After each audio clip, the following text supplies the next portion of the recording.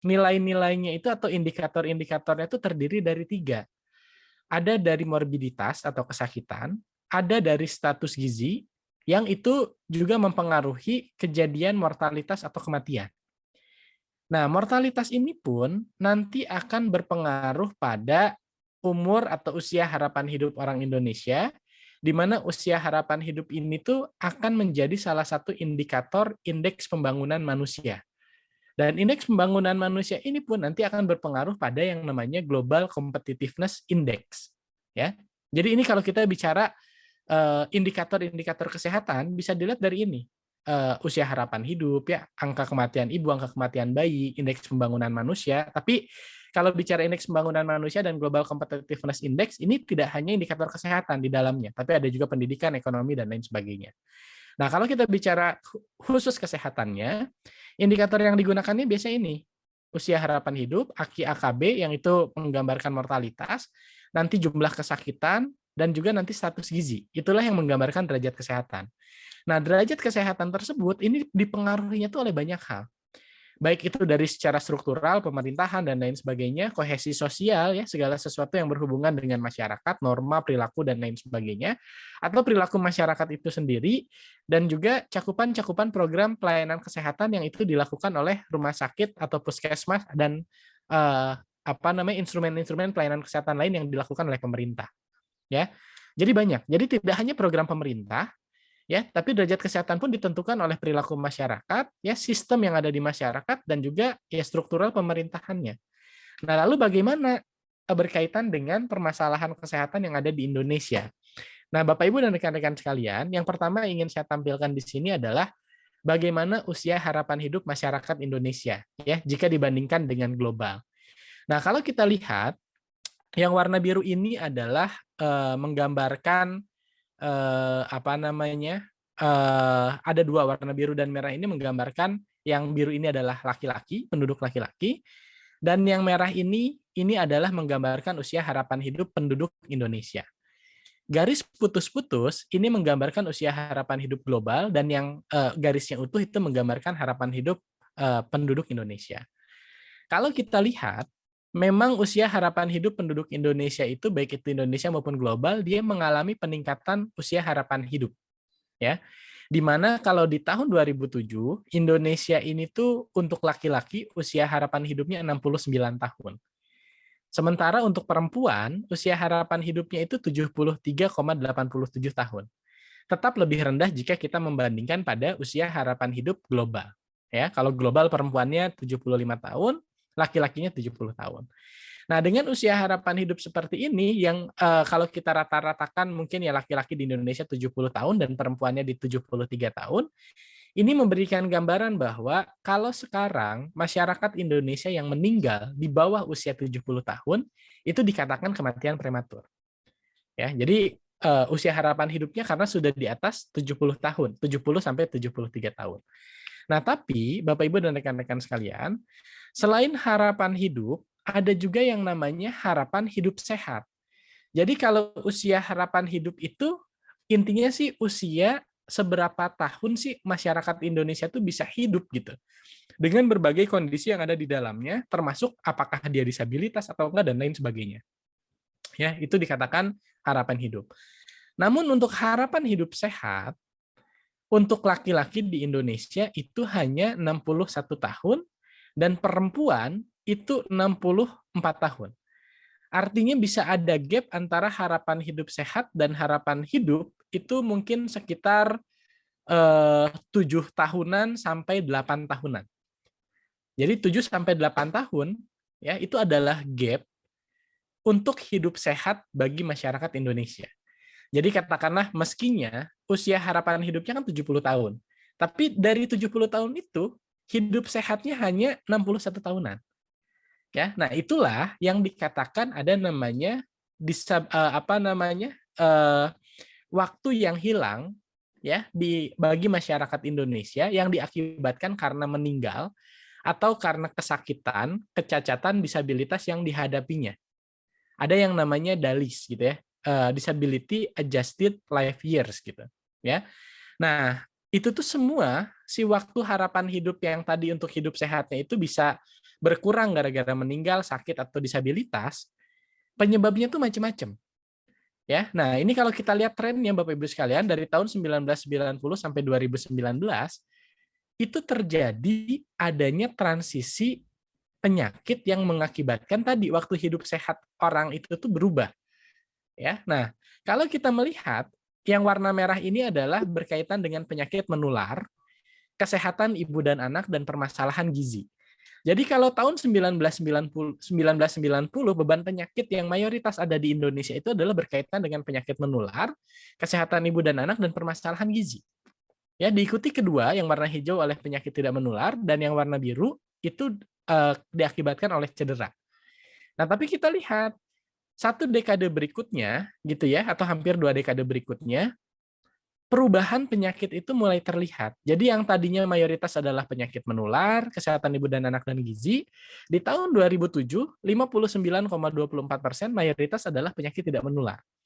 Dan bahkan kalau kita lihat di tahun 2019, 3/4-nya atau hampir 75%, di sini 72%, beban penyakit yang ada di Indonesia ini diakibatkan oleh penyakit tidak menular. Sementara penyakit menular, kesehatan ibu dan anak dan juga gizi bebannya hanya sekitar 20%-an. Dan cederanya di angka 6,9%-an. Nah, artinya bagi masyarakat atau penduduk Indonesia yang saat ini berada, ya beban penyakit yang paling banyak menimbulkan cedera, kematian, atau peluang waktu hidup sehatnya itu terbuang, itu mayoritas diakibatkan oleh penyakit tidak menular pada saat ini. Ya, kalau kita jabarkan lagi secara per penyakit, Bapak Ibu bisa lihat di sini perubahannya atau pergeserannya. Ini dari tahun 1990 dan yang sebelah kanan adalah tahun 2019. Yang warna biru menggambarkan penyakit tidak menular, yang warna merah menggambarkan penyakit menular, ibu anak dan gizi, yang warna hijau menggambarkan cedera. Kita lihat 4 besar beban penyakit terbesar di Indonesia pada saat ini yang mengakibatkan banyak waktu hidup terbuang untuk hidup sehat, itu diakibatkan penyakit tidak menular. Ya, stroke dari tahun 1990 sampai sekarang dia masih menempati urutan pertama.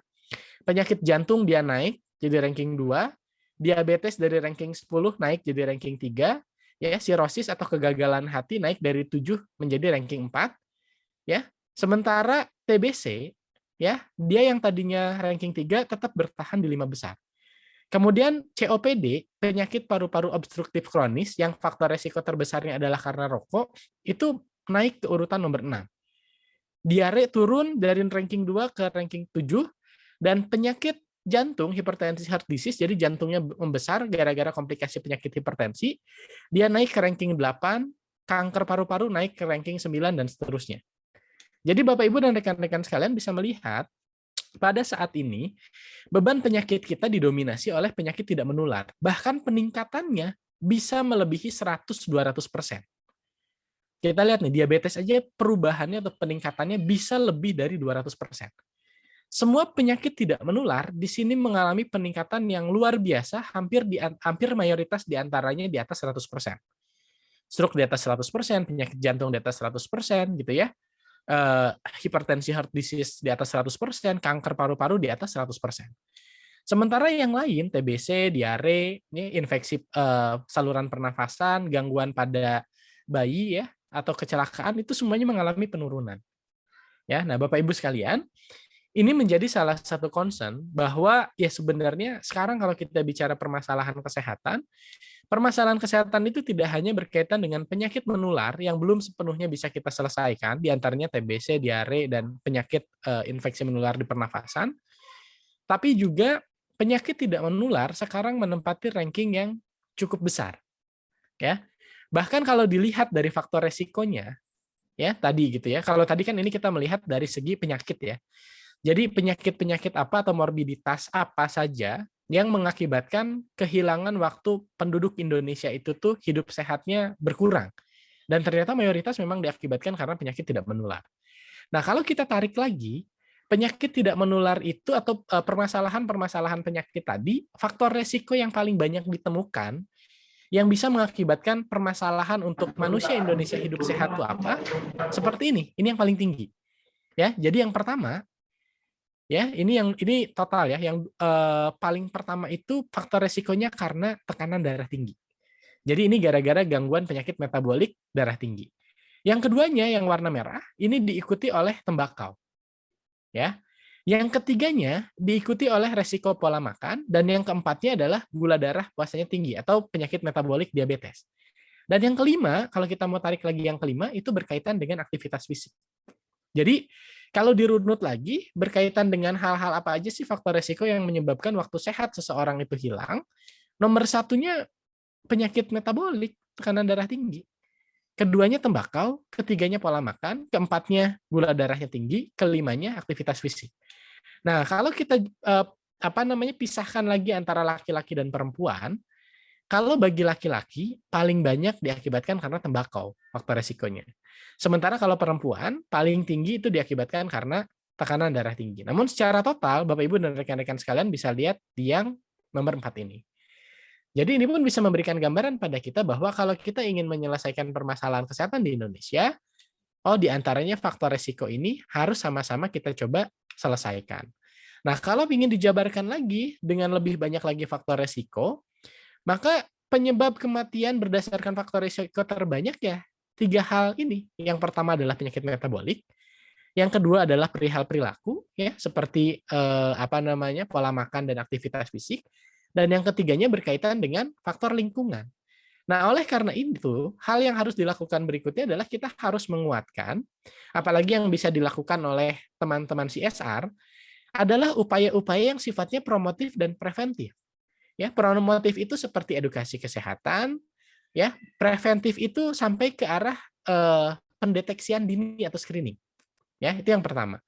Yang kedua, seperti yang saya bahas di awal juga adalah pemberdayaan masyarakat atau menguatkan upaya kesehatan bersumber daya masyarakat. Karena UKBM ini menjadi salah satu tools untuk membuat program-program yang kita berikan itu tuh berkelanjutan. Jadi sifatnya tidak hit and run. Dan yang ketiga, ini tentu harus diselesaikan multisektor. Nggak bisa diselesaikan oleh bidang kesehatan saja. Tapi juga oleh kementerian lain, dan ya bidang-bidang lainnya tidak hanya kesehatan. Jadi ini kalau kita ingin bicara gambaran permasalahan kesehatan yang ada di Indonesia. Ya, kalau kita ingin detailkan lagi, lihat dari riset kesehatan dasar yang dilakukan di tahun 2013 dan 2018. Yang warna oranye ini adalah riset yang dilakukan di tahun 2013, dan yang warna hijau ini adalah riset yang dilakukan di tahun 2018. Kalau kita bicara status gizi, stunting memang menurun, tapi jumlahnya masih tinggi, ya 30,8% di Indonesia. Artinya 3 sampai 10 anak di Indonesia stunting, ya. Gizi buruknya ada 17% dan obesitas malah meningkat di tahun 2018 ke sini. Ya, angkanya di 21,8%.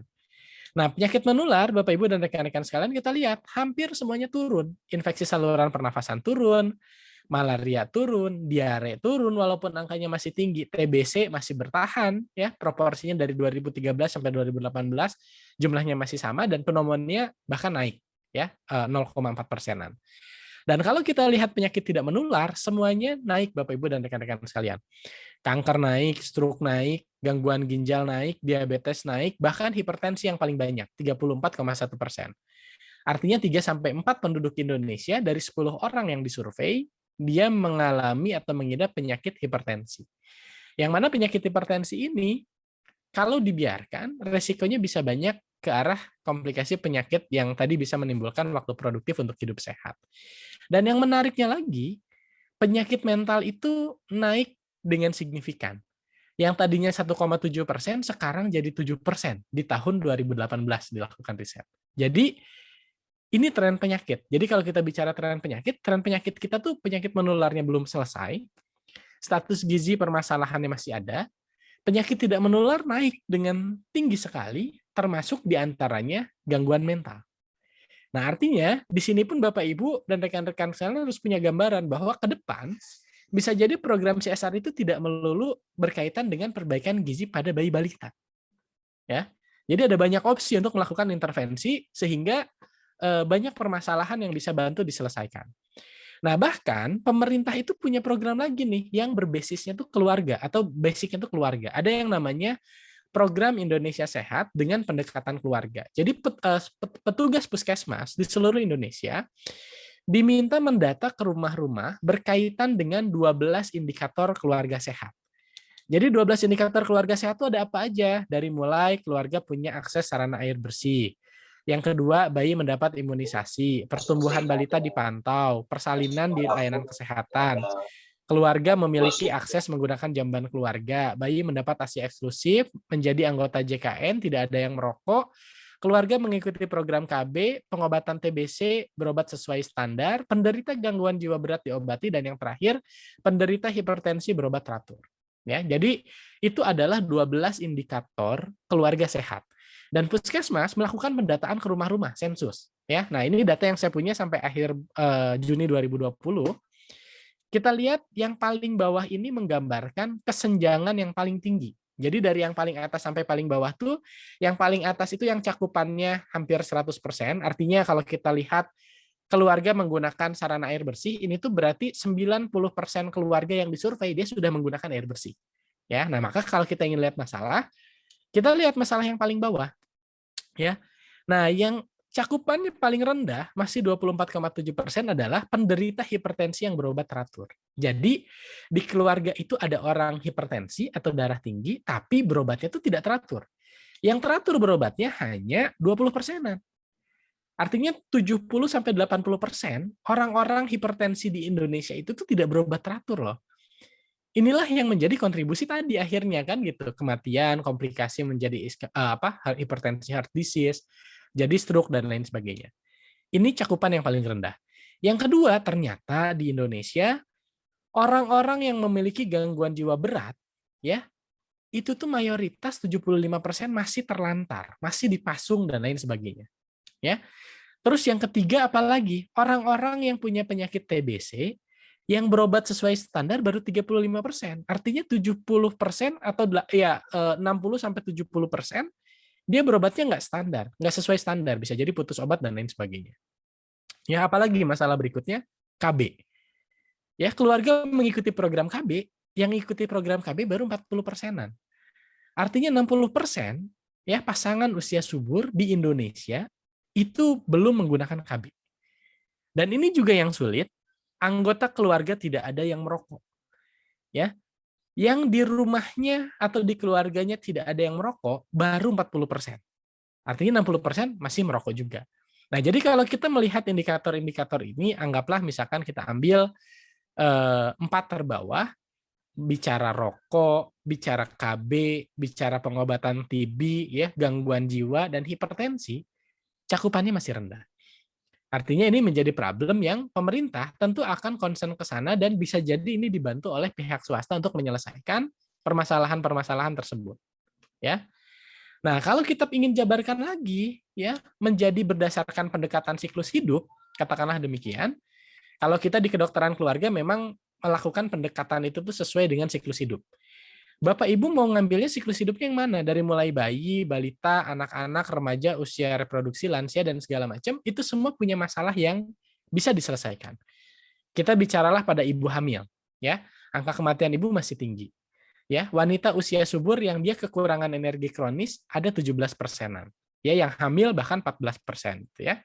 Kemudian anemia pada ibu hamil, artinya ibu hamil yang kekurangan darah merah, itu hampir setengahnya. 48,9%. Jadi nanti kalau Bapak Ibu punya program untuk mengurangi anemi, ini pun tentu diperlukan. Ya, kunjungan antenatal itu artinya pemeriksaan kesehatan ibu hamil pada saat dia hamil, ya, yang sudah 4 kali 74%. Artinya masih ada 25% yang belum melakukan kunjungan antenatal 4 kali. Ya, yang bersalin di vaskes pun belum 100%, ya, walaupun ini sudah mencakup sebagian besar. Ya, konsumsi tablet tambah darah baru 38%. Ini kalau kita mau bicara ibu hamil. Kalau bicara bayi, angka kematian bayi pun masih tinggi, ya, cakupan inisiasi menyusui dini baru 70%, ASI eksklusif baru 66%, ya, dan anak 6 sampai 23 bulan makan tidak beragam ada hampir setengah anak 6 sampai 23 bulan, ya. Kalau kita bicara ke balita, ya balita di sini stuntingnya masih 27%, wastingnya masih ada, underweight-nya masih ditemukan, gemuk juga ditemukan, dan balita yang ditimbang, artinya yang mungkin datang ke posyandu, ke Fasiankes, itu baru 45%. Jadi lebih dari setengahnya balita di Indonesia itu tidak dilakukan pemantauan berat badan dan tinggi badannya mereka. Ya, jadi ya kita nggak bisa ngedeteksi kan bagaimana pertumbuhannya mereka. Kalau kita pengen lihat masalah di anak-anak, banyak juga dari mulai perilaku cuci tangan pada anak ya. Kemudian aktivitas fisik yang kurang, konsumsi sayur dan buah pada anak ya yang kurang itu hampir 96%. Jadi 95,5% anak di Indonesia dia jarang mengkonsumsi sayur dan buah. Ya. Bahkan ada di antaranya anak yang di atas 10 tahun sudah merokok sebanyak 28%.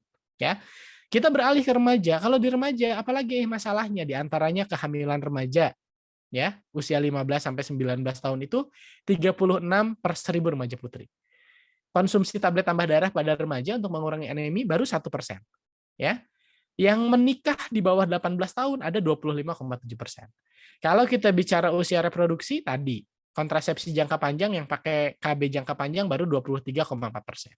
Kalau kita bicara lansia, ya lansia yang memiliki tingkat ketergantungan ada 3,7% dan yang belum mendapatkan akses layanan kesehatan pun masih banyak. Jadi kalau kita mau melakukan intervensi, kita pun bisa melakukan intervensinya kemana? Apakah ke ibu hamil atau bayi dan balita yang selama ini sering menjadi sasaran teman-teman yang bergerak di CSR, ataupun sebenarnya remaja juga perlu. Ya, atau usia reproduksi juga kayaknya harus disentuh. Dan bahkan juga ya lansia untuk meningkatkan kualitas hidupnya mereka juga itu sebenarnya bisa diintervensi. Jadi pilihan Bapak Ibu dan rekan-rekan sekalian dalam melakukan intervensi itu banyak. Kalau mau bicara siklus hidup pun bisa dari hamil, bayi, balita, anak-anak, remaja, usia reproduksi, dan lansia. Ya.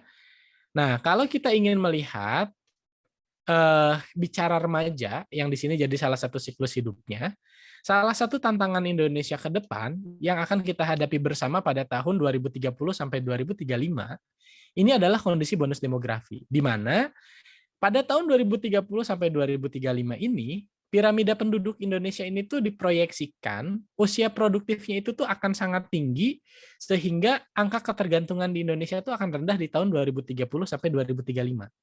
Nah, kalau kita bicara pada tahun 2030 sampai 2035, orang-orang yang akan berperan dalam membangun Indonesia pada tahun tersebut adalah anak-anak muda yang berada pada tahun ini, 2022 atau 2021, ya. Atau tahun depan 2022 gitu. Sehingga apa? Bapak, Ibu dan rekan-rekan di sini yang ingin merencanakan program CSR bisa jadi target sasaran di tahun depan yang juga menjadi isu strategis adalah bagaimana memberikan investasi program pada remaja. Kenapa? Karena remaja di tahun 2030 dan di 2035, mereka lah yang menjadi orang-orang yang produktif dalam mengurangi angka ketergantungan di Indonesia. Dan kondisi seperti ini tidak terjadi setiap tahun. Ya, riset banyak yang mengatakan mungkin bisa 100 tahun sekali kondisi piramida penduduk Indonesia akan seperti itu.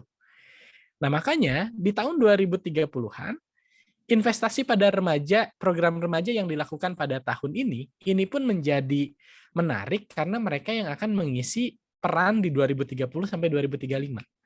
Nah, tapi sayangnya, Bapak, Ibu, dan rekan-rekan sekalian, beginilah kondisi kesehatan atau permasalahan kesehatan yang dihadapi remaja kita pada saat ini. 20% pernah dibully, bahkan 5%-nya ingin bunuh diri, 5%-nya pernah melakukan hubungan seksual, bahkan 2%-nya hamil gitu ya. Merokok di atas 11%, 4,4% anak pernah minum minuman beralkohol ya. 1,7% anak mengkonsumsi narkoba, 38% menjadi perokok pasif, 46% merasa kesepian ya, ada gangguan mental emosional, dan 44% anak usia sekolah anemia. Kalau anemia terjadi pada remaja putri, ketika dia menikah, maka asupan nutrisinya pun bagi calon janin nantinya ketika dia menikah dan punya bayi gitu ya. Nah, janinnya pun nanti akan mendapatkan asupan nutrisi yang kurang baik karena yang membawakan nutrisi ke bayi adalah sel darah merah. Kalau sel darah merahnya kurang ya oksigen dan sari-sari makanan yang datang ke bayi yang dia kandung pun akan sedikit. Sehingga apa yang terjadi? Bayi akan lahir dengan berat badan lahir rendah dan akan mengalami stunting. Jadi, kalau kita bicara stunting pun sebenarnya investasi juga bisa dilakukan pada anak remaja. ya. Nah, jadi Bapak Ibu dan rekan-rekan sekalian, ketika kita bicara remaja, ya ini menarik juga nih di tahun ini atau di beberapa tahun yang akan datang untuk kita punya investasi besar dalam pembinaan remaja, ya. Nah, maka Bapak Ibu dan rekan-rekan sekalian, sebenarnya pemerintah kalau kita bicara RPJMN ya, di fase terakhir RPJMN di tahun 2020 sampai 2025, arah pembangunan kesehatan ini memang diharapkannya lebih banyak promotif preventifnya dibandingkan kuratifnya. Karena dianggap di range tahun ini kesehatan atau layanan kesehatan itu sudah berkualitas, sudah banyak menjangkau dan merata hampir di seluruh kawasan Indonesia. Padahal kenyataannya ya memang ini pun masih banyak PR. Tapi memang pemerintah mengarahkan upaya kesehatan itu lebih banyak pada upaya-upaya promotif preventif, karena upaya-upaya tersebutlah yang bawa dampak besar terhadap perubahan derajat kesehatan. Tapi memang upaya promotif preventif ini effortnya cukup besar. Karena mengubah perilaku, mengubah kebiasaan masyarakat gitu ya, itu bukan satu hal yang mudah. Nah, pemerintah dalam mengantisipasi berbagai permasalahan tersebut, Bapak Ibu kalau pengen lihat dokumen lengkapnya, itu bisa buka Permenkes nomor 21 tahun 2020 tentang rencana strategis yang dilakukan oleh Kementerian Kesehatan di akhir RPJMN tersebut. Ya, ini saya rangkumkan intinya bagi Bapak Ibu sekalian dari dokumen ini gitu ya, dari dokumen Rensranya Kemenkes. Jadi Kementerian Kesehatan itu di Rensra 5 tahun terakhir ini punya 5 tujuan strategis. Yang saya beri kotak merah, ini adalah tujuan strategis yang peran CSR bisa masuk di sana. Jadi apa di antaranya? Yang pertama, tujuan strategis yang CSR bisa masuk adalah peningkatan derajat kesehatan masyarakat melalui pendekatan siklus hidup. Yang tadi saya gambarkan, dari mulai ibu hamil, bayi, balita, anak-anak, remaja, usia produktif, gitu ya, hingga ke lansia. Nah, Bapak Ibu bisa berkontribusi dalam peningkatan derajat kesehatan masyarakat berdasarkan siklus hidupnya tersebut. Ya. Nah, dari tujuan strategis ini, pemerintah juga sudah menetapkan dari 5 tujuan strategis 8 sasaran strategis dengan 15 indikatornya. Di antaranya apa? Misal, untuk tujuan strategis nomor 1, sasaran strategisnya yang dikejar sama pemerintah adalah meningkatkan kesehatan ibu, anak, dan gizi masyarakat. Jadi memang fokusnya pada kesehatan ibu dan anak serta gizi masyarakat. Ya. Kemudian yang bisa masuk juga adalah poin nomor 3, peningkatan pencegahan dan pengendalian penyakit. Jadi pencegahan dan pengendalian penyakit.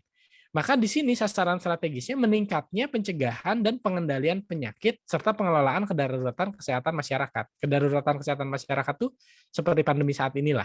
Tapi kalau kita bicara pengendalian dan pencegahan penyakit itu banyak sekali, dari mulai edukasi, dari mulai screening kesehatan dan lain sebagainya. Nah, di tabel yang sebelahnya ini adalah indikator-indikatornya. Misal, indikatornya itu apa? Berkurangnya angka kematian ibu, berkurangnya angka kematian bayi, ya, berkurangnya prevalensi stunting, wasting, ya, kemudian berkurangnya insidensi HIV, berkurangnya insidensi tuberkulosis, malaria, dan bahkan rokok. Ini jadi indikator khusus yang ditetapkan Kementerian Kesehatan untuk dikurangi pada usia remaja, 10-18 tahun. Jadi rokok tuh secara gamblang disebut sebagai salah satu indikator strategisnya, indikator untuk menekan permasalahan kesehatan yang banyak terjadi di Indonesia, termasuk obesitas.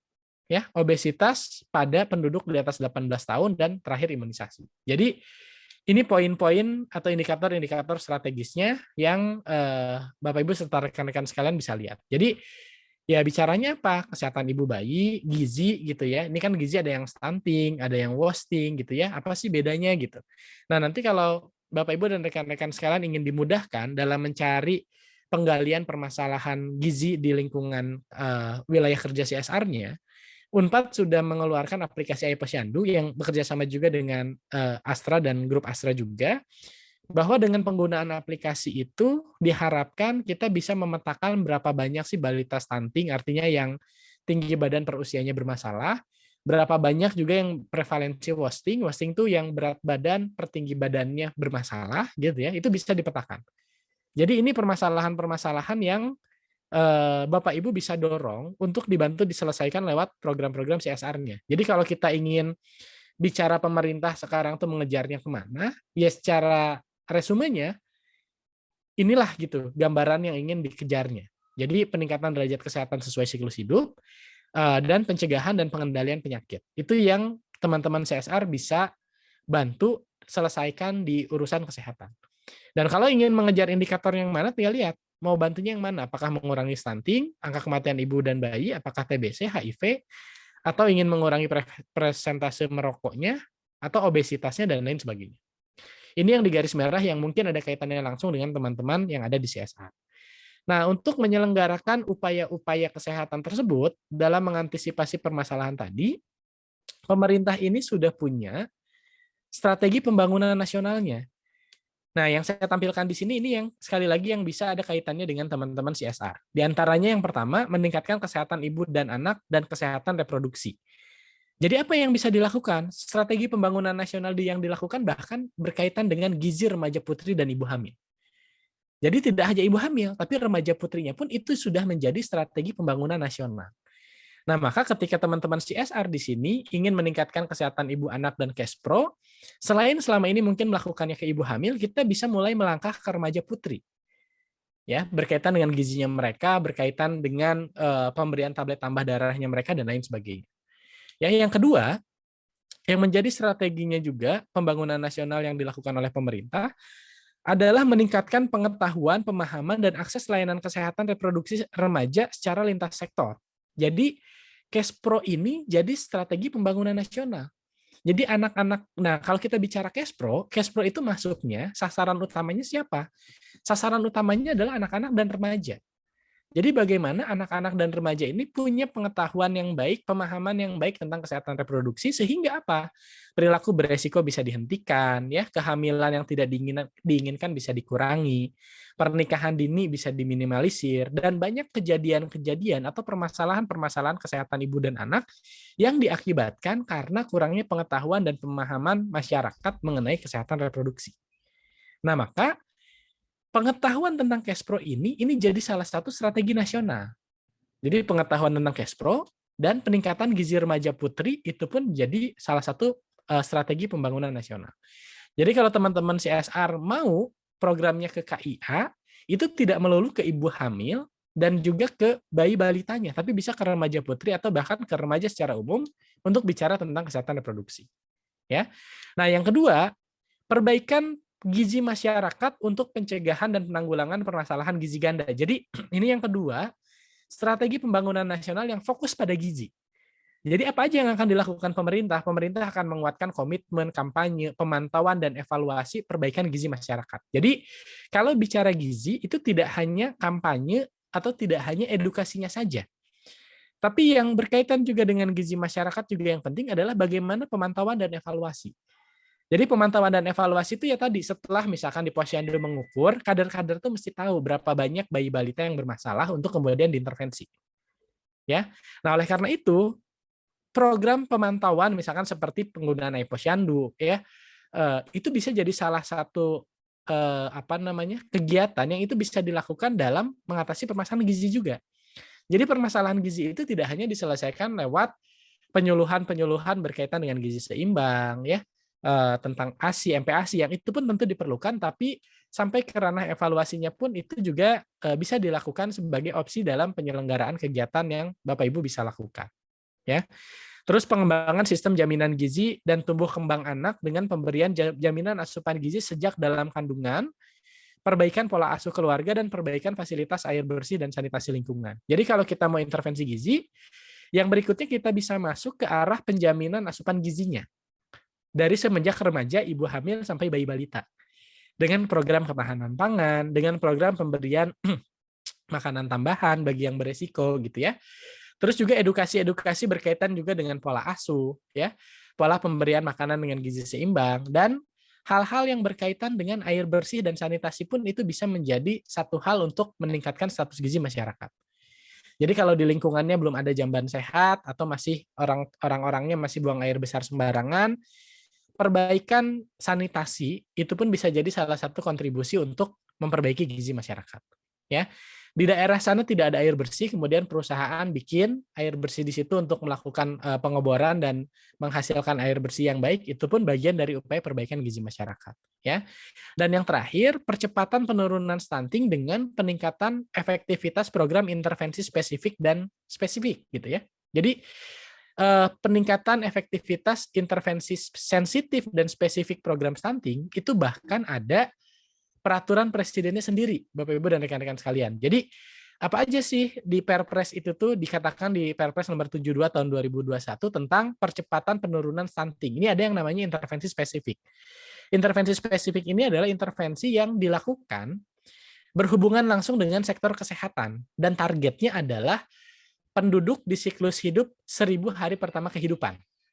Jadi targetnya adalah 1000 hari pertama kehidupan dan diprediksi dengan adanya intervensi spesifik ini dia bisa mendongkrak perbaikan status gizi sebesar 30% atau bukan sebesar 30% lah. Bobotnya itu 30% dalam mendongkrak perbaikan status gizi kalau dengan melakukan intervensi spesifik. Nah, apa aja kegiatannya? Nah, ini bisa jadi acuan Bapak Ibu dan rekan-rekan sekalian kalau mau bikin program. Misal, dalam penurunan intervensi stunting ini, di Perpres ini dikatakan yang menjadi monitoring di tiap daerah untuk intervensi spesifik itu program-programnya diantaranya sebagai berikut.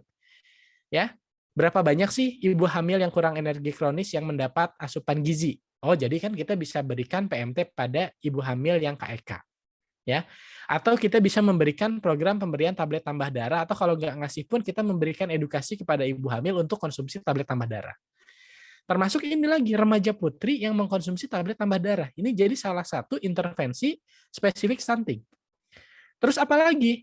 ASI eksklusif. Jadi presentase berapa banyak sih yang kemudian penduduk di wilayah tersebut ya memberikan ASI eksklusif pada bayi balitanya. Jadi edukasi tentang ASI eksklusif yang nggak boleh bosan itu dilakukan. Karena sampai sekarang pun ini masih bermasalah. Terus selain ASI eksklusif apa? Edukasi tentang MPASI. Ya. Terus yang berikutnya apa? Yang gizi buruk diberikan tata laksana. Jadi misalkan contoh, CSR bantu pemerintah untuk intervensi. Jadi kalau ngomongin stunting, intervensinya itu bisa pada yang sudah stunting, bisa juga pada yang belum stunting. Ya, nah kalau yang pada yang sudah stunting itu artinya intervensi untuk mengentaskan permasalahan gizi buruknya tersebut. Ya, jadi ya seperti ini. Atau juga salah satu persentase lain yang dilihat dalam intervensi spesifik ini adalah berapa banyak balita yang dipantau pertumbuhan dan perkembangannya. Jadi tadi yang datang ke posyandu berapa banyak gitu ya. Ini jadi salah satu concern dalam upaya penurunan stunting. Ya. Terus juga PMT pada balita gizi kurang. Ini pun juga jadi salah satu intervensi spesifik. Dan yang terakhir, balita yang memperoleh imunisasi dasar lengkap. Jadi kalau Bapak Ibu dan rekan-rekan di sini ingin memberikan intervensi spesifik pada stunting, program-programnya bisa berkaitan dengan ini. Tablet tambah darah, ya, edukasi MPASI, ASI eksklusif, ya. Kemudian intervensi langsung pada bayi balita yang bermasalah, gitu kan, pemantauan pertumbuhan, gitu kan, dengan optimasi posyandu, memberikan bantuan sarana prasarana bagi posyandunya, melatih kadernya supaya bisa melakukan antropometri dengan baik dan hasilnya dilakukan pemantauan dengan baik dan lain sebagainya. Jadi lebih tergambar detailnya program-program apa yang sebenarnya itu menjadi target pengukuran pemerintah. Nah, ini yang kedua, ini yang berkaitan dengan intervensi sensitif. Intervensi sensitif itu yang dilakukan oleh lintas sektor, yang ini diproyeksikan mendongkrak ya secara 70% perbaikan status gizi itu justru gara-gara intervensi sensitif yang lintas sektor. Di antaranya apa? Program intervensi sensitif, KB itu jadi salah satu strategi untuk pengentasan stunting juga, Bapak Ibu dan rekan-rekan sekalian. Jadi kalau kita bicara stunting, ke depan tuh program bisa juga menyasarnya adalah program KB-nya. Apakah dengan membangun kelas keluarga berencana atau menginisiasi adanya kader KB gitu ya, memberi bantuan alat kontrasepsi dan lain sebagainya. Ini bisa dilakukan. Karena KB ini jadi salah satu intervensi sensitif dalam penanggulangan stunting. Ya, kemudian yang berikutnya apa? Presentasi kehamilan yang tidak diinginkan. Ya, artinya berarti ini edukasi cash pro perlu gitu ya bagi remaja-remaja kita atau bagi para wanita usia subur maupun pasangan usia subur. Ya. Terus persentase pasangan usia subur yang memperoleh pemeriksaan kesehatan, persentase rumah tangga yang mendapatkan akses air minum layak. Nah, jadi kalau mau kontribusi stunting juga bisa dengan pengadaan air minum layak, atau juga akses sanitasi yang layak, ya. Dan juga kalau ini PBI ya, penerima bantuan iuran, mungkin ini nggak bisa dilakukan oleh CSR lah. Ya, nah tapi kalau keluarga beresiko stunting, ini bisa dilakukan pendampingan. Ya, keluarga miskin, bansos juga ini bukan tanggung jawabnya CSR, walaupun ini juga bisa dilakukan. Jadi kalau ada yang miskin butuh bansos dibantu sama CSR ini bisa, tapi saya sih tidak menyarankan lah. Bisa lebih baik programnya dipakai yang lain. Ini biar jadi tanggung jawab pemerintah aja, ya. Nah ini juga bisa sasaran yang memiliki pemahaman baik tentang stunting, berarti info-info, edukasi-edukasi berkaitan dengan stunting itu pun bisa dilakukan. Dan yang terakhir, desa kelurahan buang air besar sembarangan.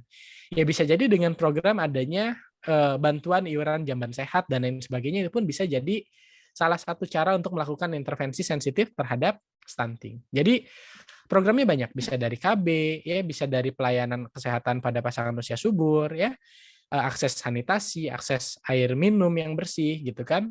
Kemudian juga peningkatan pengetahuan tentang stuntingnya itu sendiri, ini bisa dilakukan sebagai gambaran program CSR-nya. Jadi ketika memberikan bantuan pada posyandu, nanti tidak hanya dengan bantuan PMT-nya saja, tapi disertai juga misalkan dengan edukasi kadernya, edukasi sasaran khususnya, gitu kan, dan lain sebagainya. Ya. Ini kalau bicara gizi. Nah, yang berikutnya ada juga peningkatan pengendalian penyakit, strategi pembangunan nasional tuh ya termasuk screening. Jadi kayak kalau swasta mau bantu screening, misalkan screening tentang anemia pada remaja putri itu bisa. Screening pada usia produktif terkait dengan penyakit tidak menular itu bisa. Screening permasalahan status gizi ini juga bisa. Jadi bicara tentang screening itu pun bisa dilakukan oleh teman-teman dari swasta. Ya. Dan bahkan menjadi strateginya khusus dalam pembangunan nasional disebutkan juga layanan berhenti merokok. Jadi memang pemerintah fokus dan memiliki concern yang besar terhadap rokok karena dari rokok banyak sekali permasalahan kesehatan dan beban kesehatan yang ditimbulkan. Jadi di strategi pembangunan nasional pun ini masuk perluasan layanan berhenti merokok. Jadi kalau teman-teman CSR pun mau bikin layanan tentang khusus pemberhentian merokok, ini pun bisa masuk ke arah layanan atau strategi yang dilakukan juga oleh pemerintah. Ya.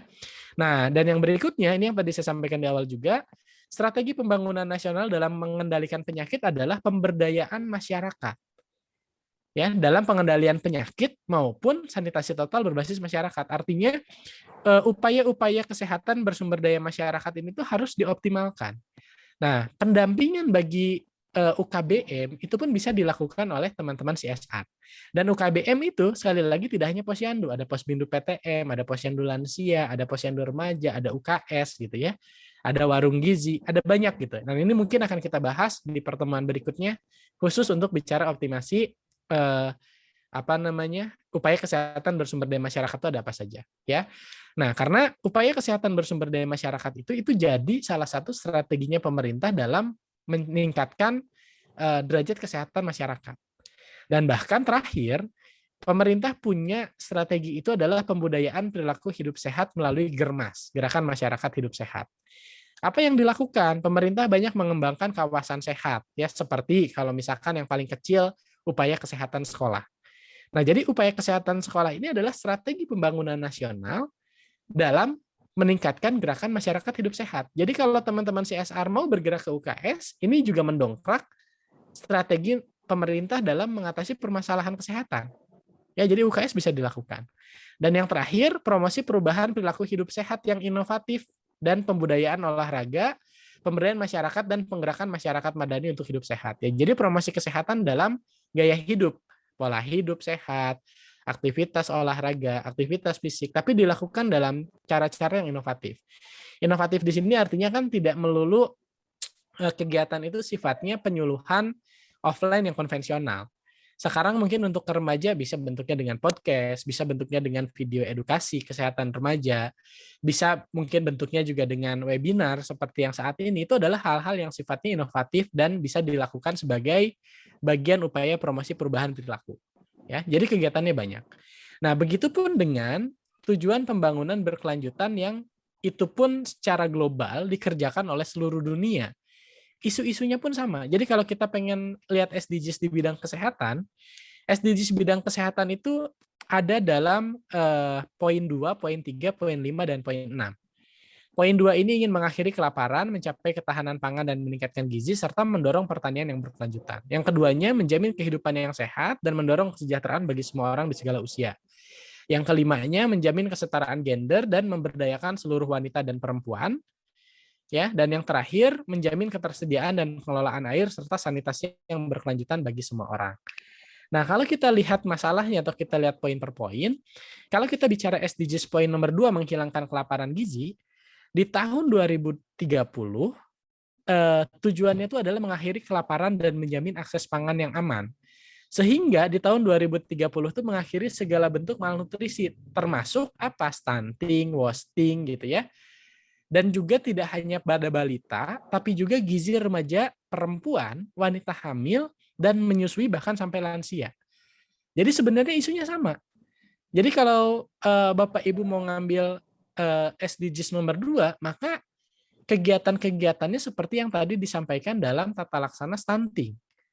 Ya, baik itu yang spesifik maupun yang sensitif gitu kan, baik itu yang berhubungan dengan sektor kesehatan langsung maupun tidak gitu ya.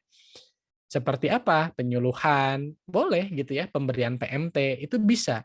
Pemantauan itu boleh gitu ya. Kemudian juga pemberian akses keluarga peningkatan akses terhadap keluarga berencana, gizi remaja putri, edukasi kesehatan reproduksi itu adalah hal-hal yang berkaitan dengan SDGs nomor 2 juga. Ya, bahkan SDGs nomor 2 dia fokusnya tidak hanya bayi balita dan ibu menyusui, sampai ke lansia pun mereka menjadi concern-nya. Jadi sebenarnya rangkaian kegiatan dan isunya sih sama. Nah, kalau kita bicara yang nomor 3, poin kesehatan penduduk yang menjadi poin khusus berkaitan dengan SDGs, sebenarnya SDGs poin 3 ini tuh 3 awal atau 3 poin awal ini sebenarnya MDGs yang belum selesai.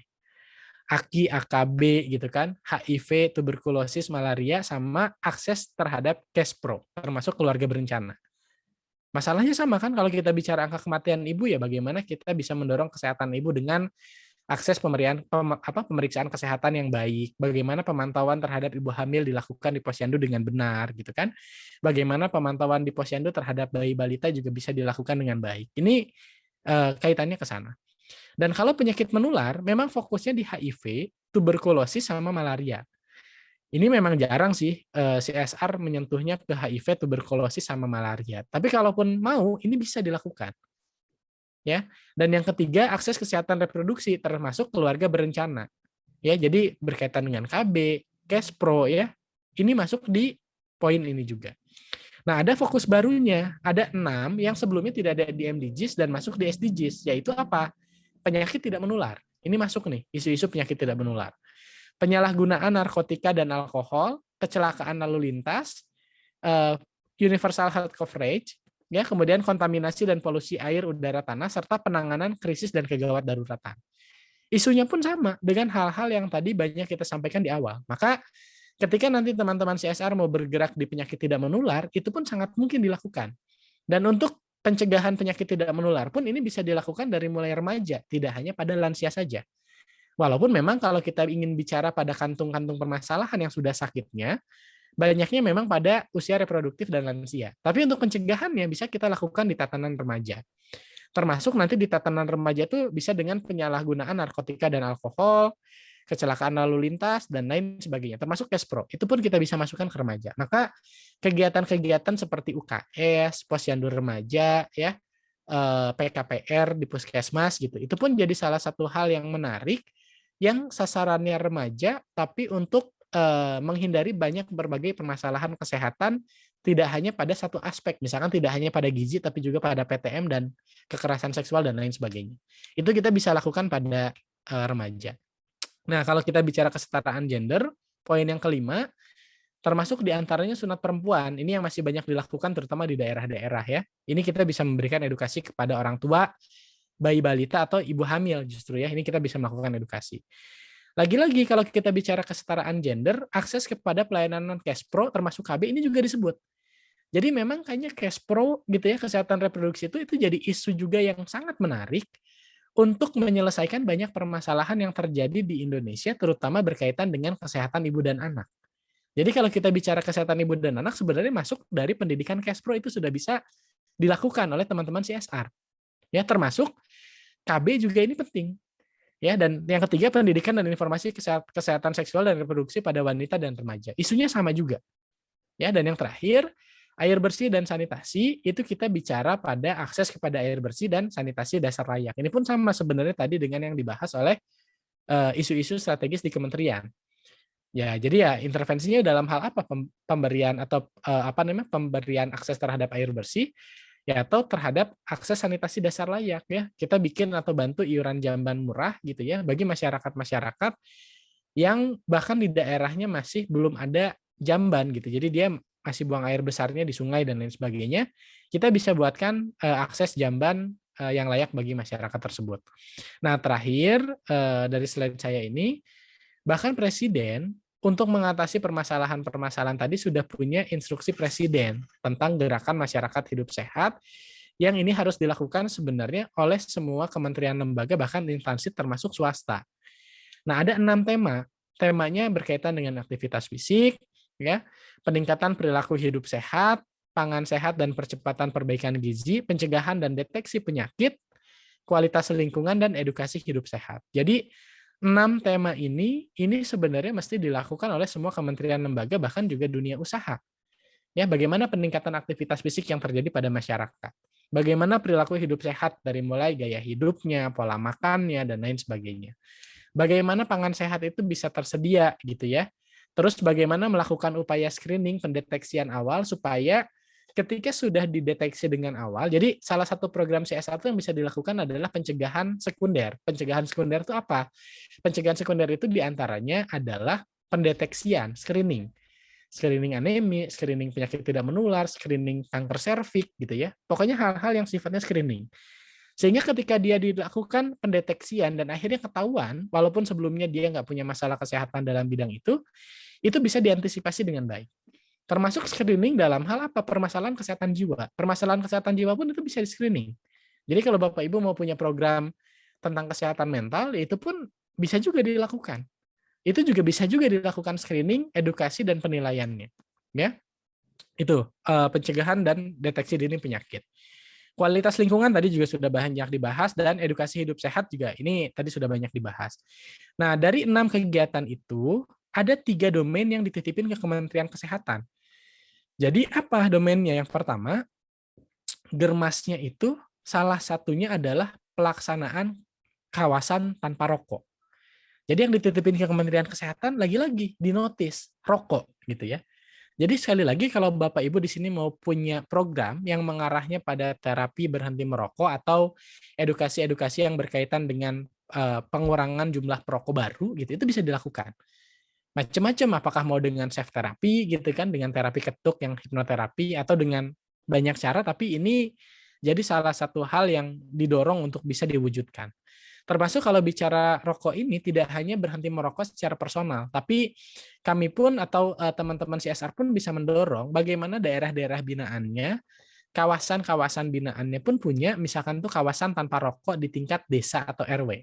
Bahkan dia punya pojok rokok khusus gitu kan, yang itu mungkin dibantu oleh kegiatan CSR, itu pun bisa dilakukan. Ya ini bicara rokok.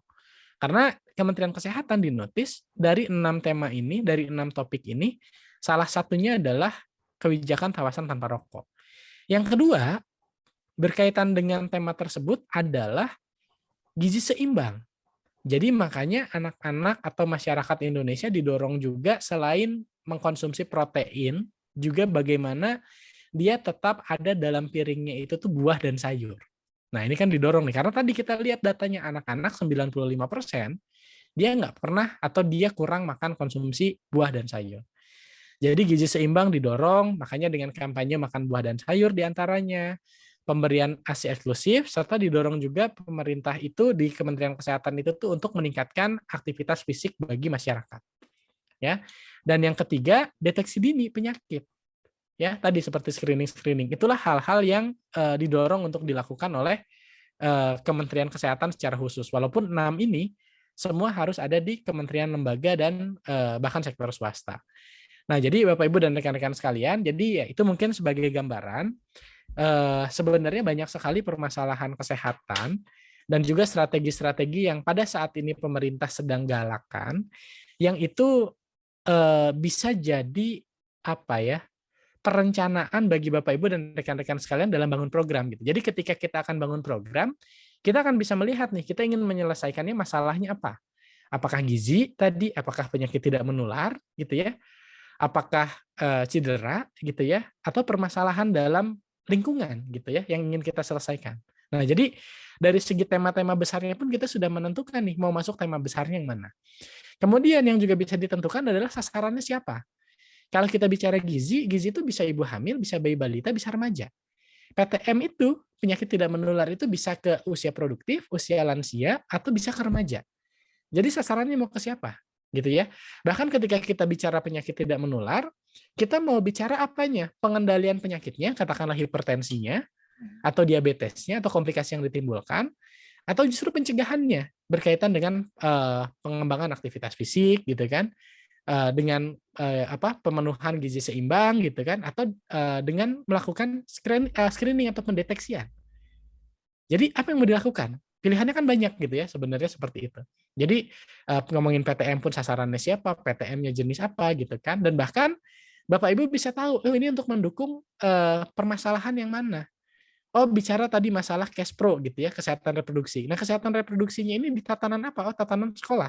Di tatanan sekolah ini kita bentuknya atau kegiatannya tuh mau seperti apa? Itu bisa dilakukan. Oh, kalau di sekolah biar nggak ribet ya udah deh kita bina UKS-nya sekalian. Ya. Karena kan tadi harus ada optimasi pemberdayaan masyarakat. Jadi makanya tema kedua kita tuh bagaimana mengoptimasi upaya kesehatan bersumber daya masyarakat, karena sebisa mungkin program kita tuh ngeling dengan upaya kesehatan bersumber daya masyarakat gitu. Supaya apa? Supaya bisa sustain. Jadi ketika ngomongin misalkan intervensi kesehatan remaja, saya pengen Kespro ngambilnya ke remaja. Kita bisa masuk ke UKS yang ada di sekolah. Atau kita bisa masuk ngembangin posyandu remaja buat di sekolah. Ya, atau kalau kita pengen masuk tentang KB, ya udah kita masuknya lewat kader posyandu. Maka yang kita bina adalah posyandunya sekaligus dengan program kekhususannya adalah KB. Maka posyandu dengan program di sana yang punya kampung KB dan ternyata kampung KB-nya berhasil gitu ya. Ini kan bisa masuk juga kalau buat kepentingannya perusahaan, bisa masukin ke penilaian kompetensinya kompetisi posyandu yang diselenggarakan oleh Astra gitu kan. Jadi binaannya bisa diikutkan. Jadi ketika membina posyandu tidak hanya PMT-nya saja, tapi punya kekhususan program juga di posyandu itu untuk menyelesaikan permasalahan kesehatan yang mana gitu. Jadi katakanlah tadi saya mau masuk ke posyandu ngasih PMT, tapi kami juga memberdayakan kadernya supaya di sana punya program kampung KB, katakanlah demikian. Sehingga ada kader KB dan lain sebagainya, dan akhirnya bisa terukur untuk mendorong pengentasan permasalahan yang mana. Dan kepentingannya terakhir, selain tadi ini untuk penyusunan program, hal-hal yang tadi disampaikan dan Bapak Ibu ketika akan menyusun program sesuai dengan isu-isu dan juga rencana yang pemerintah lakukan, itu akan memudahkan Bapak Ibu ketika melakukan advokasi. Jadi contoh nih, mau masuk ke pemerintahan Kota Jakarta gitu ya, kita fokus pada concern tadi katakanlah penyakit tidak menular gitu ya. Penyakit tidak menular yang difokuskan pada screening deh yang nggak repot gitu ya, karena tidak harus merubah perilaku. Ya udah, advokasinya akan lebih masuk karena ini ternyata untuk mempercepat penanggulangan atau antisipasi penyakit tidak menular yang ada di Jakarta. Maka kita akan melakukan screening penyakit tidak menular seperti tekanan darah, diabetes gitu ya, gula darah, dan juga status antropometri ke remaja khususnya sekolah yang ada di Jakarta. Nah, nanti kan pemerintah provinsi juga bisa mensupport kegiatan itu, bahkan bisa mengkolaborasikan kan, misalkan daerah mana yang kemudian jadi bagian perusahaan ini, hal-hal apa mungkin yang bisa dibantu sama pemerintah dan kolaborasi gitu kan. Hal-hal itu mungkin bisa terjadi ketika kita melakukan advokasi terhadap program-program yang juga menjadi prioritasnya pemerintah. Nah, itu aja sih mungkin gambarannya Mbak Raya, kenapa materi ini dipaparkan di awal ya. Terima kasih. Terima kasih Dr. Denny. Materinya sangat banyak sekali dan mencerahkan ya tadi. Ini sebenarnya satu SKS kalau buat mahasiswa tuh, betul. Mbak Raya. Karena materinya betul, banyak, tapi harus disampaikan dalam satu kali kesempatan. Jadi makanya goalsnya sih lebih ke arah pertemuan hari ini mah ngasih potret aja lah gitu ya, Mbak Raya ngasih potret supaya teman-teman punya gambaran mau bikin program tuh apa, biar nggak itu lagi dan apa namanya, yang nggak tahu itu tuh ngarahnya kemana gitu sebenarnya begitu. Biar ada kekhasan dan keunikan dari inovasinya ya dokter ya. Betul sekali. Oke, jadi nanti ketika ada advokasi ataupun mengikuti perlombaan-perlombaan itu lebih khas dan lebih terlihat gitu ya dari sesuai dengan isu dan targetannya. Oke, Dokter Denny, Ya. mungkin karena waktu juga kita tinggal ada 10 menit lagi, kita langsung ke sesi tanya jawab.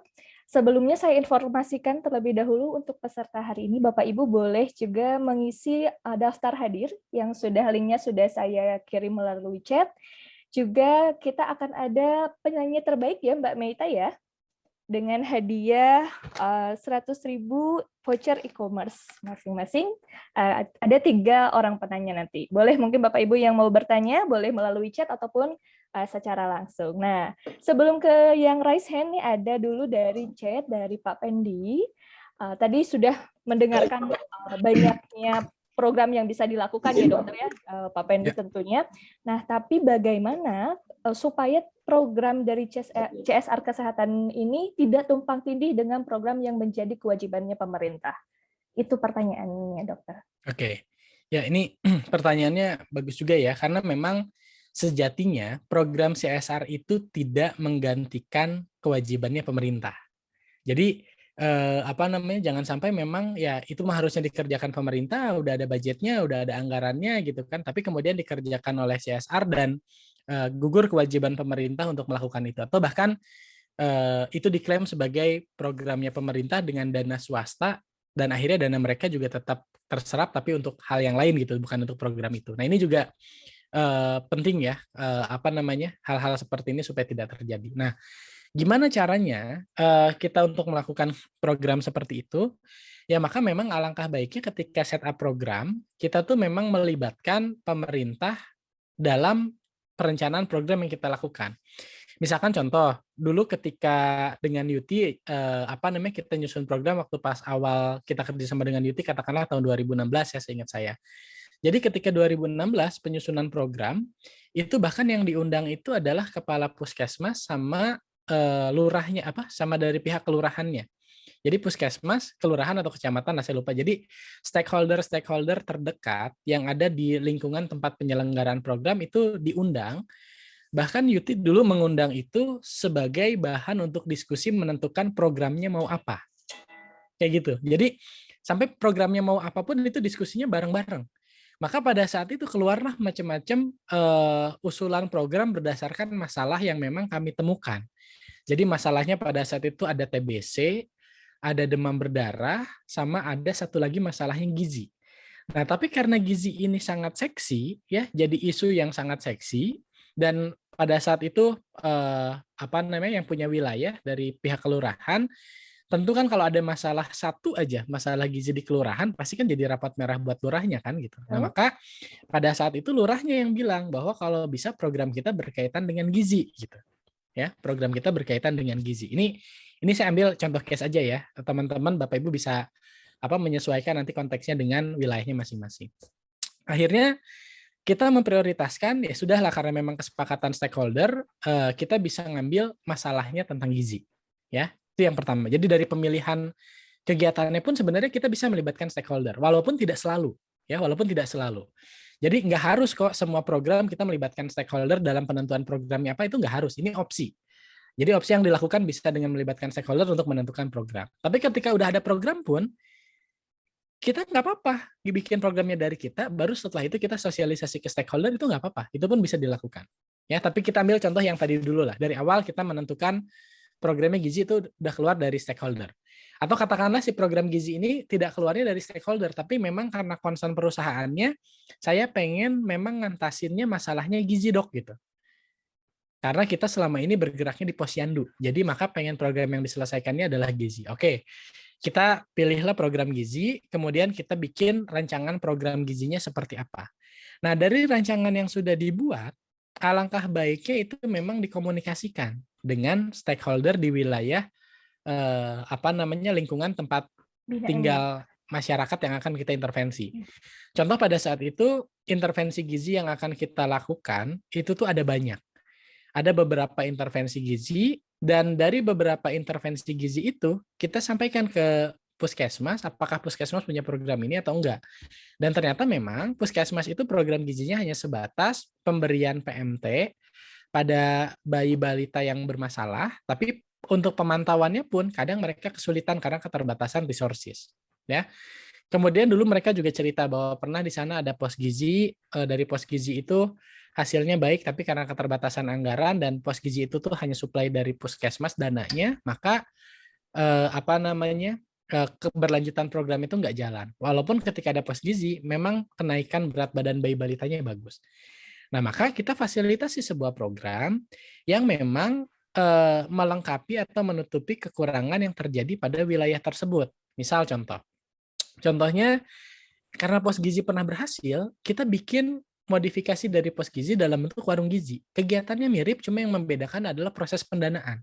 Jadi kalau dulu pendanaannya dilakukan oleh puskesmas, ini kita pendanaan dilakukan oleh perusahaan, tapi dananya dipakai sebagai dana stimulan.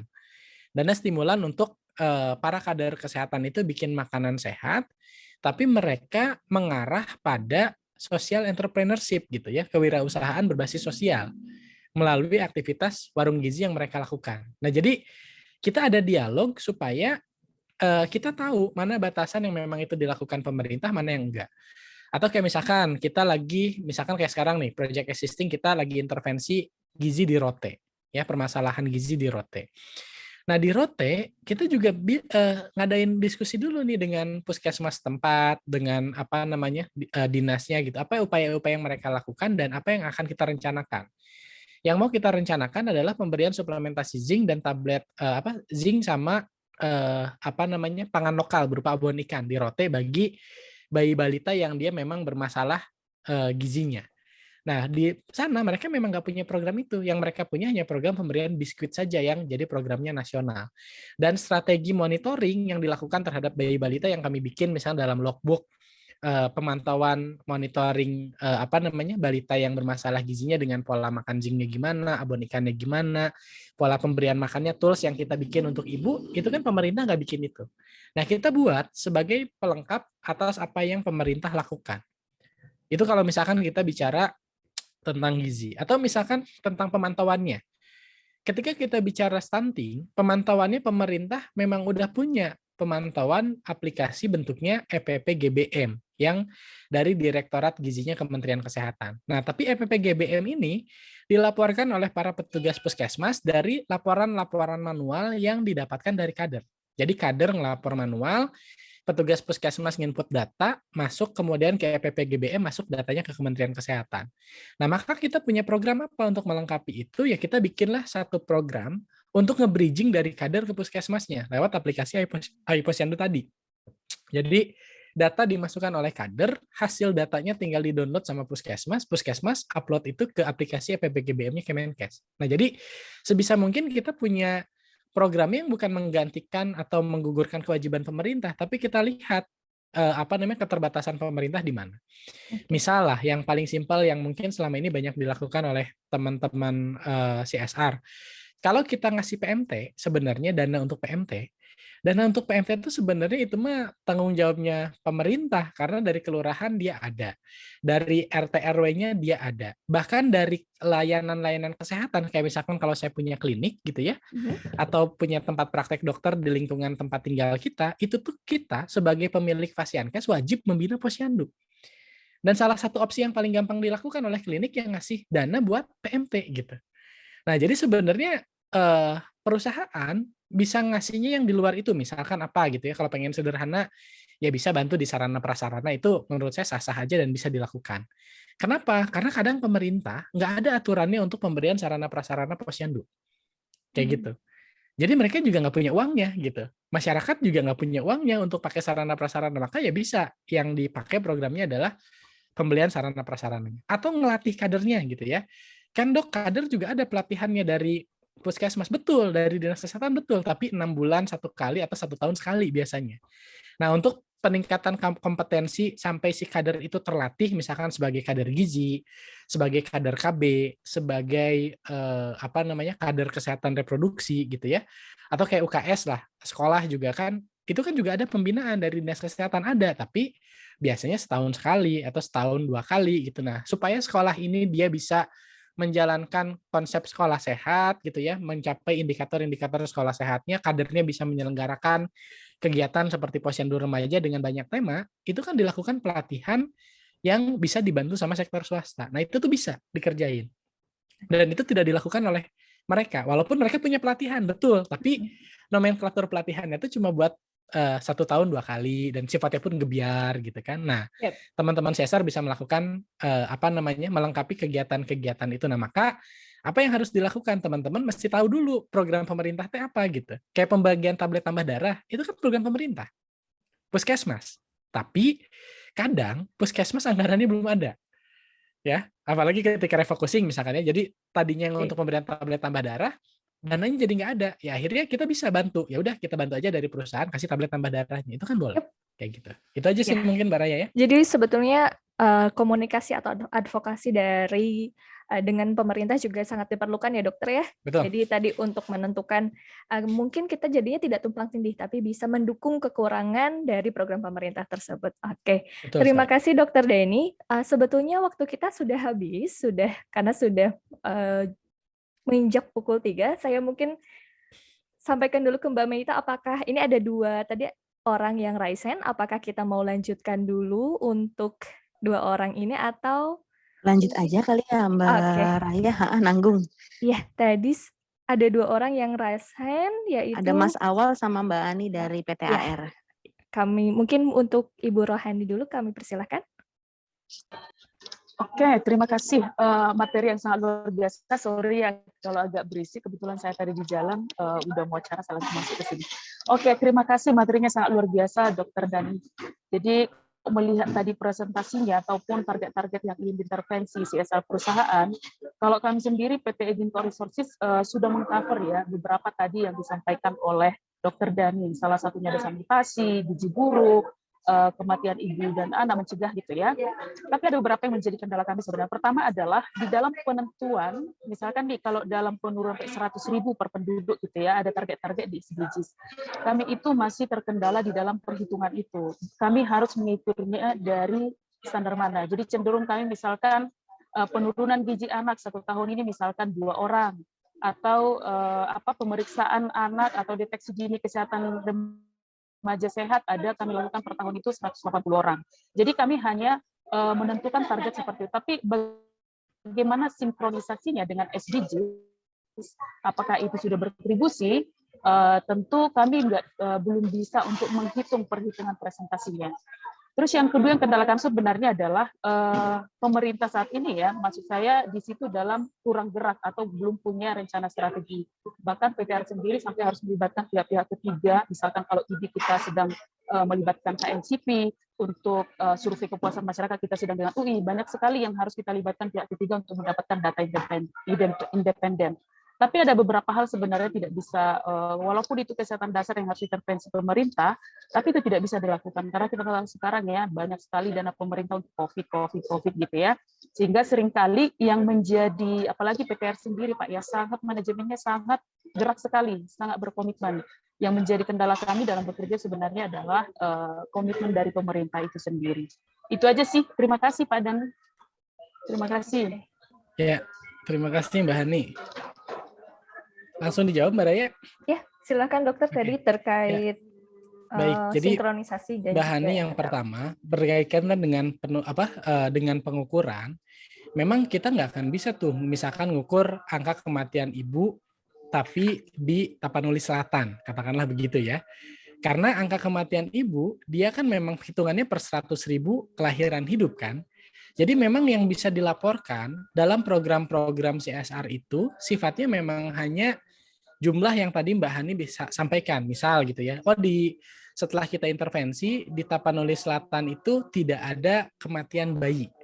Atau yang tadinya setahun sebelumnya ada 2 kematian bayi, sekarang tuh 0. Ya, nah kalau kematian bayi kan memang biasanya kematian bayi atau kematian ibu sekarang udah hampir jarang lah ya gitu. Atau kita lihat dari status gizi. Nah, kalau lihat dari status gizi, data yang kita pakai data mana? Data lokal aja. Jadi misalkan kita masuknya di desa tertentu, desa A lah katakanlah ya, di desa A. Nah, kita lihat di desa A itu ada berapa banyak bayi balita yang bermasalah gizinya.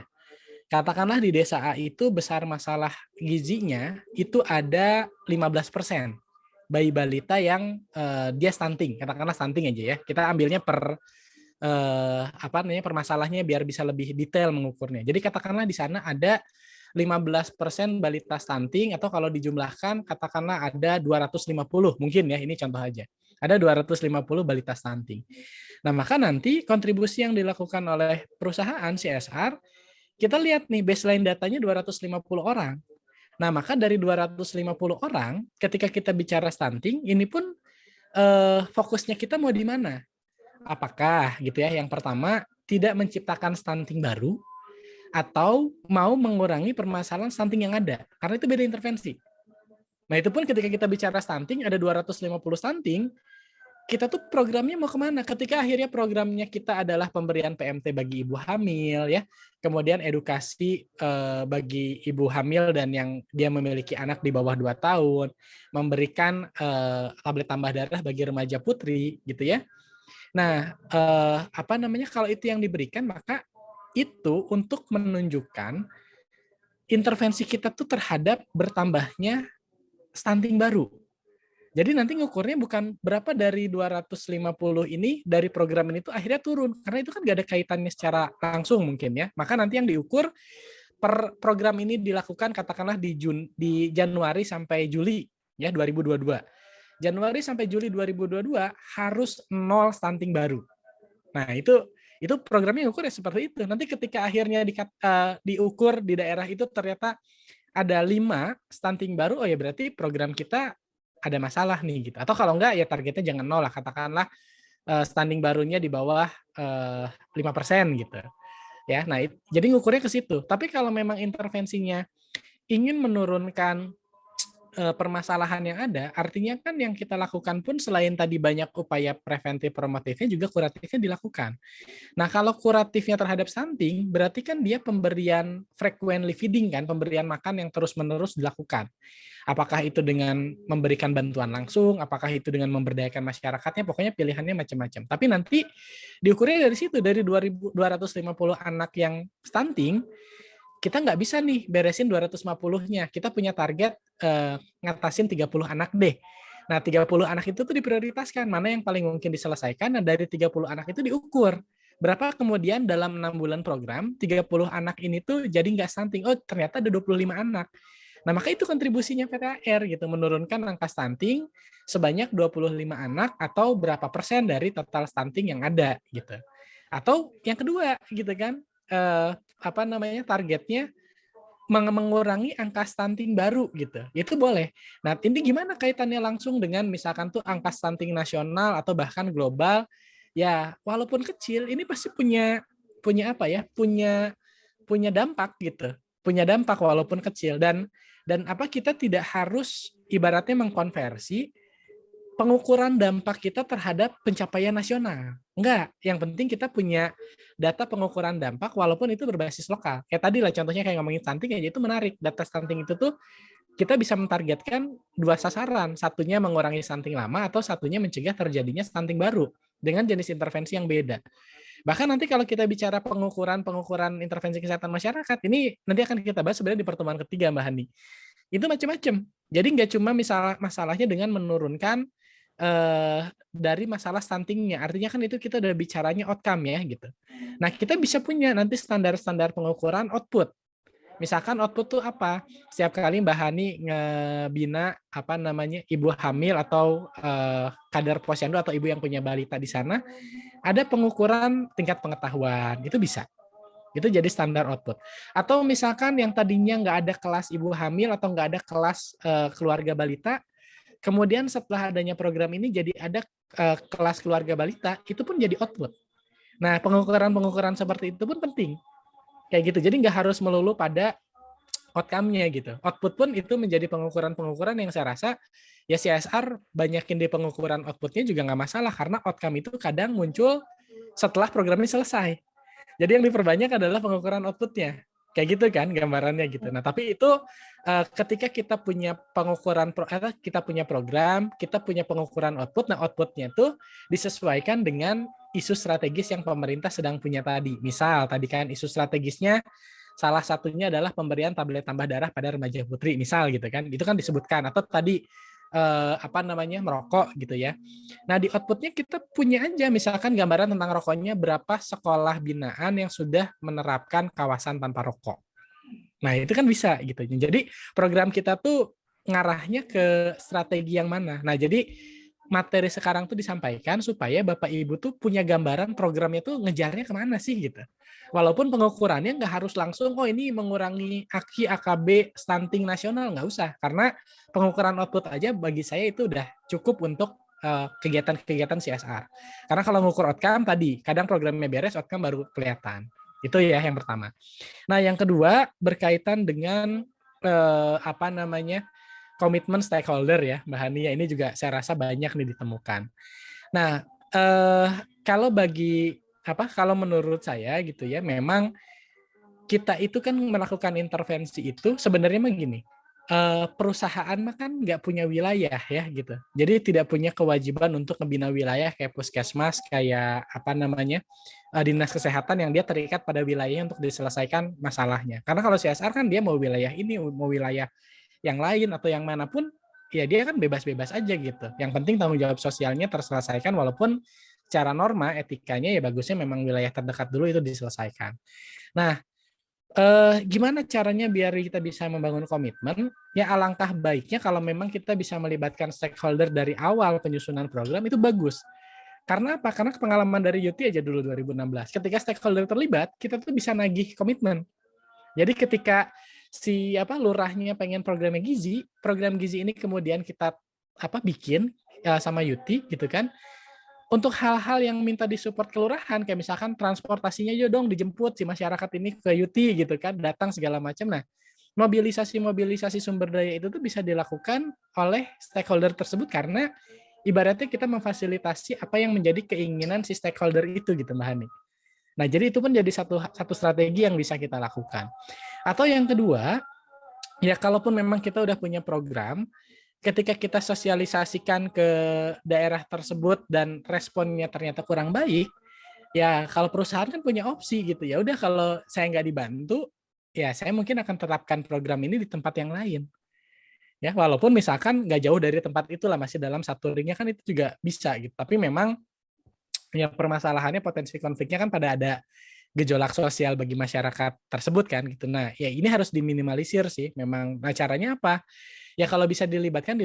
Tapi dilibatkan tuh artinya fair gitu. Kita tahu mana kewajiban kita tahu mana kewajiban pemerintah, dan adanya bantuan dari program CSR ini diharapkan tidak menggantikan program pemerintah, atau kalaupun ini menggantikan ya karena memang kondisinya pemerintah tidak mampu melakukan itu pada daerah tersebut gitu, karena memang SDM-nya saya nggak ada gitu kan. Memang idealnya mah begitu Bu gitu, tapi kan di lapangan kita nggak ada tuh SDM untuk melakukan penyuluhan, katakanlah begitu. Ya udah, penyuluhannya kita bantu gitu, tapi ketika penyuluhannya dibantu, pasca penyuluhannya pembinaannya dilakukan gitu kan, atau apa. Jadi tetap ada kerja-kerja bersama lah. Kayak misalkan kemarin PTAR bikin program bagi sekolah ya remaja gitu kan. Nah, kan dia bisa connect dengan puskesmas PKPR-nya. Ya udah, puskesmas PKPR-nya nanti ngebantu dong ngebinanya ke sekolah yang sudah kami bina tentang UKS dan posyandu remajanya gitu, supaya bisa ngeling gitu kan. Nah, hal-hal kayak gitu itu bisa dilakukan. Tapi kalau seandainya komitmennya memang susah terus, dari awal memang kerjaannya cuma minta, ya saya rasa ini mah nggak sehat. Kalau saran saya sih lebih baik tinggalin aja gitu, karena jadinya nggak sehat, ngasih terus gitu kan program yang sifatnya bantuan, tapi di satu sisi daerahnya pun tidak mau berkembang gitu ya. Jadi kalau saran saya sih mending tinggalin yang kayak gitu, karena ya masalah-masalah di sana ya udah biar diselesaikan sama kewajiban pemerintahnya aja. Itu sih mungkin Mbak Hani ya, pertanyaannya menarik, semoga bisa menjawab. Ya, terima kasih dokter untuk jawabannya tadi. Berarti terkait dengan baseline-nya juga ya. Tadi mungkin ada asesmennya gimana biar kita dapat baseline-nya untuk kita tahu output ataupun outcome-nya nanti ke depannya seperti apa. Dan boleh mungkin yang tadi dititik beratkan ke output karena pada outcome mungkin lebih jangka panjang. Betul. Seperti itu. Dan juga tadi keterlibatan pemerintah itu bisa di awal pada saat perencanaan tadi ya, supaya komitmennya bisa kita istilahnya pinta pertanggungjawabannya gitu. Oke, mungkin satu orang lagi tadi yang sudah raise hand. Mas Awal kalau Mas nggak salah Awal, tadi. apakah masih ada di sini? Mas Awal mungkin? Ya, sambil mengingatkan juga Bapak Ibu untuk yang belum mengisi daftar hadir, boleh mengisi daftar hadir pada link yang sudah saya share di kolom chat. Ya, Mas Awalnya apakah masih ada? Atau masih ada yang mau bertanya mungkin Bapak Ibu terkait materi hari ini? Halo, Mas Awal? Sepertinya mungkin Mas Awal Mas Awal sudah. lagi nyanyi kayaknya. Oke, kalau Juara begitu. idol itu soalnya, Mbak. Wow, luar biasa sekali ya. Mungkin Bapak Ibu yang lain ada yang mau bertanya? Apa sudah dirasa sudah cukup ya untuk pemahamannya lah. Jadi kan setidaknya tergambar nih ya Dokter Mbak Raya untuk kita membuat program CSR itu wah ternyata nggak hanya cuman bantuan PMT aja nih. Biasanya kan kita ke Posyandu PMT aja, tapi ternyata bisa kita cari lebih dalam lagi kira-kira apa sih yang mau kita fokuskan atau kita melihat potensi yang memang lebih terarah dengan yang diarahkan oleh pemerintah gitu di area masing-masing gitu. Kira-kira teman-teman ada yang mau ditanyakan lagi nggak? Sudah cukup sepertinya Bapak Dr. Dani sepertinya ya dari materinya yang memang cukup runut tadi dari yang sudah disampaikan. Mungkin Mbak Mita dari materi hari ini kita cukupkan saja Dr. Dani, ada closing statement terlebih dahulu? Iya. Satu ini mungkin dokter tadi untuk pertanyaan terbaik. Oh iya. Oh iya. Karena pertanyaannya ada 2 ya. Jadi dua-duanya bagus-bagus. Mbak Mita kayaknya perlu dikasih hadiah tuh dua-duanya ya. Boleh ya Mbak Mita dua-duanya Mas Febri sama Mbak Hani ya tadi ya? Tadi harusnya ada 3 orang tapi karena hanya 2 jadi yang jatah 3 buat 2 orang. Oke. Jadi lebih banyak ya nominal OVO-nya ya Mbak Mita ya. Alhamdulillah. Ya. Oke. Ya mungkin Mbak Raya sebagai penutup, jadi ya mengulang kembali sebenarnya apa yang saya sampaikan itu dengan yang tadi sudah disampaikan. Jadi Bapak Ibu dan rekan-rekan sekalian, peran swasta ini sebenarnya cukup strategis dalam sebuah proyek kolaborasi multipentahelik untuk menyelesaikan permasalahan kesehatan. Kita para praktisi kesehatan masyarakat sadar dan paham betul bahwa pemerintah itu tuh nggak akan bisa beresin masalah ini tuh sendiri. Bahkan dengan sudah dibantu dengan swasta pun mungkin belum beres juga. Tapi harus adanya akademisi, harus adanya masyarakatnya juga tadi, makanya kenapa masyarakatnya juga harus aktif gitu kan, dibantu juga dengan pelibatan media sebagai sarana untuk memberitakan isu-isu itu gitu. Jadi ya karena isunya strategis swasta untuk masuk dalam kolaborasi itu, maka saran saya alangkah lebih baiknya program-program kesehatan yang nanti dibikin di CSR-nya itu tuh melihat pada isu atau permasalahan apa yang sekarang sedang diprioritaskan atau sekarang sedang menjadi isu strategis di pemerintah. Dan isunya kan banyak ya, nggak cuma gizi gitu. Nggak cuma gizi, nggak cuma kesehatan ibu dan anak, PTM pun banyak gitu ya. Kesehatan lingkungan juga banyak. Jadi saran saya dari sekarang sudah mulai CSR merencanakan akan mengejar isu yang mana, kemudian bentuk kegiatannya seperti apa, dan dari kegiatan ini sebenarnya ini menunjang pada pencapaian yang mana. Nah, belajar untuk menentukan arah gerak kegiatan CSR bidang kesehatannya itu kemana supaya selaras dengan apa yang menjadi tujuan atau cita-cita bersama di Indonesia. Jadi jangan sampai tujuannya ke A, tapi Bapak Ibu bikin programnya ke B gitu, gara-gara dari tahun lalu juga kita memang begini gitu. Nah sekarang yang tahun lalu begini tuh kalau memang itu tidak sesuai, sudah alangkah baiknya itu bisa diperbaiki gitu, dan nggak harus kegiatan yang sifatnya besar. Kayak misalkan tadi yang tadinya PMT, ya udah deh PMT-nya kita dana buat PMT 300.000. Ya udah deh 300.000 bulan depan jangan buat PMT, tapi buat screening anemia pada ibu hamil. Itu kan bisa. Jadi nggak cuma PMT gitu, tapi screening aneminya gitu pada ibu hamil. Nanti screening aneminya pada remaja, atau nanti tahun bulan depannya nggak PMT tapi yang kita belikan adalah alat screeningnya gitu yang jumlahnya juga nominalnya sama. Jadi hal-hal yang sifatnya kecil-kecil itu pun nggak masalah, tapi kan artinya kita sudah mulai melihat isu yang lainnya apa. Nanti misalkan kita ngasih anggarannya buat penyuluhan deh gitu. Nah itu tuh udah mulai rencanakan gitu, walaupun dengan total budget yang sama, tapi total budget yang sama itu tuh bisa mendongkrak ke arah pencapaian goals gitu ya, walaupun tidak langsung, yang tadi banyak disebutkan tuh secara sedikit demi sedikit. Jadi itu aja sih mungkin closing statement-nya. Ya dari sekarang mulai melihat aja mau merancang programnya ke arah isu strategis dan target mana yang ingin sama-sama kita selesaikan dan sejalan dengan isu global maupun isu strategis pemerintah. Itu aja Mbak Raya, nanti materi akan saya kirim, ya bisa nanti saya lewat Mbak Meta atau nanti ada tim kami juga yang bisa, karena kalau Bapak Ibu sudah mengisi absen, nanti tim kami juga akan kirim melalui email gitu ya. Itu silahkan diisi absennya dan bahkan pasca kegiatan ini pun kalau ada hal-hal yang mau didiskusikan atau dibantu nanti bisa kita kontak, bisa ke saya langsung, bisa ke Mbak Raya atau bisa ke Mbak Azizah. Di sini ada Mbak Azizah juga tim kami. Jadi nanti kita bisa sama-sama diskusi untuk kolaborasi bikin satu program yang mengarah pada hal-hal strategis yang sudah ditetapkan pemerintah.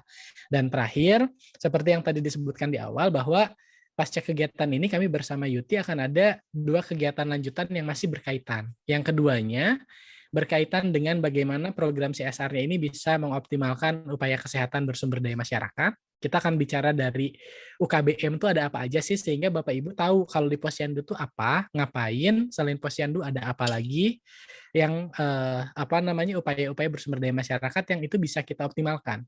Bahkan kalau di daerah itu belum ada UKBM tersebut, kalau mau dibikin sama teman-teman di perusahaannya menginisiasi, ya itu pun nggak masalah, karena pemerintah pun kan mendorong optimasi UKBM itu untuk menyelesaikan masalah yang tadi. Dan yang terakhir, ini sebenarnya menjawab pertanyaan yang bahan yang kedua tadi. Kita akan bicara tentang bagaimana membangun model intervensi kesehatan masyarakat, dari mulai merencanakan sampai assessment-nya itu gimana gitu. Apakah betul tadi harus kita mengukur berapa kematian per 100.000 kelahiran hidup, kan itu nggak mungkin. Jadi sebenarnya assessment apa sih yang bisa kita lakukan untuk menilai keberhasilan program CSR kita gitu, sehingga bisa dilaporkan ke manajemennya bagus gitu kan, bahkan juga kita bisa diikutkan di perlombaan-perlombaan baik itu di tingkat Astra gitu ya, Astra Group maupun institusi-institusi pemberi penghargaan atau apresiasi bagi perusahaan-perusahaan yang sudah menjalankan kegiatan CSR-nya dengan baik. Kan pasti penilaian akan dilihat salah satunya dari seberapa besar program itu bisa diukur, keberhasilannya bisa dirasakan dan lain sebagainya. Tapi tentu dalam konteksnya kesehatan masyarakat ya, karena pengukuran program itu kan banyak dimensinya. Nah, nanti yang akan kita kenalkan dari kesehatan masyarakatnya.